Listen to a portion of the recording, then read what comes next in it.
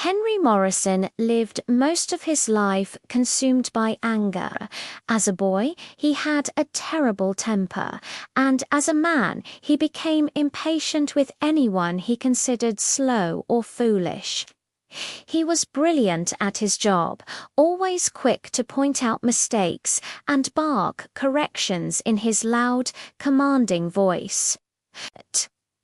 The company directors respected his judgment, but few people could tolerate his personality. At 49, Henry's wife finally left him, unable to endure his explosive moods any longer. She moved to Boston and married a quiet university professor. Henry fought bitterly to keep their 16-year-old daughter Barbara, and with expensive lawyers he won. Several months after the divorce, Henry suffered a heart attack. His recovery took 7 months, and his doctor delivered stern advice. Stop smoking and drinking immediately, or you'll die. Leave the business world behind. Buy a farm and live peacefully in the countryside. Henry took the advice seriously. He purchased a small farm in Dublin with a comfortable house called Coldstream Heights.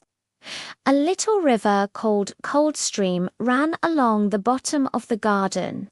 He hired a local man named Gary Irving to help run the farm, moved Barbara to a boarding school in France, and quit smoking and drinking overnight.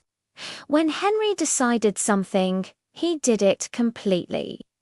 Life on the farm was satisfying. He helped Gary plant corn and bought sheep to keep the grass trimmed. Only one thing bothered him deeply. His neighbor, Simon Wheeler, owned the land beside his property, including the banks of Coldstream and all fishing rights to the river. Henry wanted to fish there. He wanted to feel that the visible stretch of river belonged to him. He offered Wheeler $20,000 for the fishing rights, but Wheeler refused coldly. Henry invited Wheeler to his house, hoping to change his mind. Wheeler arrived in a new Cadillac with his son Darren, a handsome young man with dark hair and strong shoulders. Wheeler's response was firm and mocking.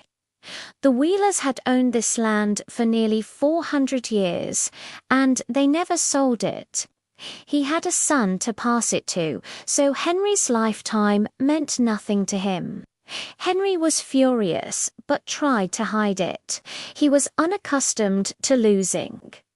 When Barbara came home for summer holidays, Henry surprised her with a red Toyota. She was delighted and spent her days exploring the countryside. One evening she returned carrying 2 fish.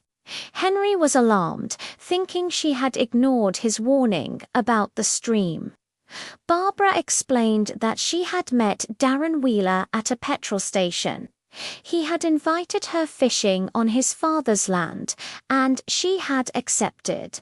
Henry was furious and forbade her from seeing the Wheeler boy. Barbara was shocked by his hostility, but said nothing. Over the following days, Barbara disappeared for hours, claiming she was shopping or visiting friends. When she announced she was going to a dance, Henry knew Darren would be there. He tried to stop her, but Barbara was nearly 18 and refused to be controlled. She declared that Darren had studied at Harvard and was not the uneducated country boy Henry imagined. Henry shouted that the Wheelers were not their kind of people, but Barbara walked out. The following Saturday, Barbara went to a party and did not return. By Sunday morning, Henry was frantic. He called the party host and learned that Barbara had left early with Darren Wheeler. Henry phoned Simon Wheeler, demanding to know where his daughter was. Wheeler answered coldly that his son lived his own life and he did not monitor his movements. By Tuesday, a letter arrived from Boston. Barbara and Darren had eloped and married. She wrote that they loved each other and knew what they were doing. She was sorry to leave her new car behind, but asked Henry not to search for her. Henry was devastated. For 2 days, he barely ate or left the house. Gary was deeply worried. When Gary finally convinced Henry to drive to the village for supplies, Henry sat in the car while Gary shopped. Suddenly, Simon Wheeler walked past on the street. He did not stop, but smiled his cold, mocking smile. In that instant, Henry's grief transformed into boiling hatred. He felt alive again, filled with purpose. Wheeler would be punished. That evening, Henry sent Gary away for the weekend with $200 and told him to enjoy himself. Once Gary left, Henry called Simon Wheeler and suggested they become friends. Wheeler was surprised but agreed to visit on Sunday morning. When Wheeler arrived alone, Henry was ready. He struck Wheeler repeatedly on the head with a heavy gun until he was dead. Henry stripped the body, burned Wheeler's clothes in the fireplace, and hid his watch and rings in a drawer. Then he dragged the body up to the cornfield where a scarecrow stood. He removed the scarecrow's old coat and trousers, dressed Wheeler's corpse in them, tied a cloth around the face, and placed the old hat on the head. Standing back, Henry admired his work. The scarecrow looked almost exactly as it had before. He buried Wheeler's watch and rings under a large plant in the garden, then drove Wheeler's Cadillac to distant woods and abandoned it after wiping away his fingerprints. When Wheeler's housekeeper called asking if Wheeler was there, Henry lied smoothly, saying Wheeler had left around noon without mentioning his destination. He repeated the same lie to the police and to Barbara when she telephoned from Boston.